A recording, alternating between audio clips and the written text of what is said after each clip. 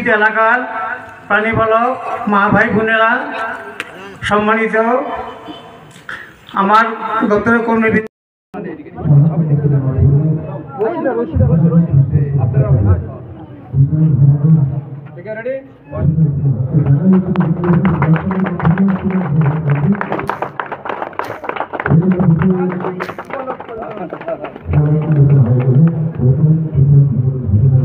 জানেন কিছুদিন আগে আমাদের ডক্টর অভিষেক পাল এবং তার এন্টায়ার টিম মিলে কয়েকটি অপারেশন করেছেন। গরুর সিজার হয়েছে, গরুর সিজার হয়ে বাচ্চা হয়েছে। একটা মাকে আমরা বাঁচাতে পারিনি, কিন্তু পরবর্তী আরেকটা সিজার হয়েছে, সেখানে আমরা ডক্টর অভিষেক দক্ষতার সঙ্গে সেই অপারেশন করেছে।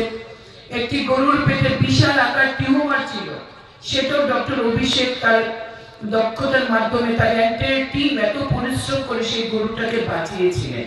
অর্থাৎ আজকের দিনে এআরডিডি বা প্রাণী সম্পদ বিকাশ দপ্তর অত্যন্ত দক্ষতার সঙ্গে কাজ করছে। আর করবেই না কেন?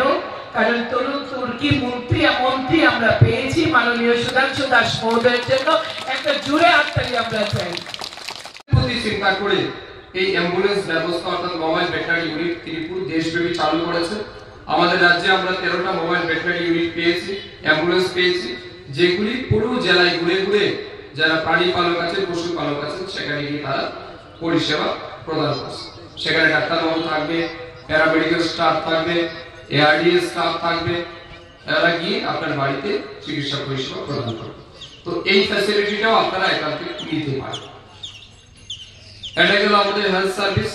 এবং এই যে হসপিটাল আপনারা দেখছেন এখানে আজকে যেটা আমরা করছি উদ্বোধন, এখানে আপনাদের পশু পাখির চিকিৎসার জন্য সমস্ত রকমের মেডিসিনও এখানে অ্যাভেলেবল থাকবে। আপনারা ফ্রি অফ কস্ট মেডিসিন এখান থেকে পাবেন। আপনাদের মেডিসিন কিনতে হবে না, কারণ আমরা সরকারের পক্ষ থেকে মেডিসিন আমরা ফ্রিতে প্রোভাইড করছি।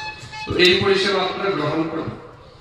এর বাইরে আমাদের রাজ্যের আরেকটা যেটা গুরুত্বপূর্ণ জিনিস, আমাদের রাজ্যের যেটা প্রাইমারি সেক্টর যেটাকে আমরা বলি agri allied sector, agriculture, ARDD, fishery, এটাকে আমরা প্রাইমারি সেক্টর বলি।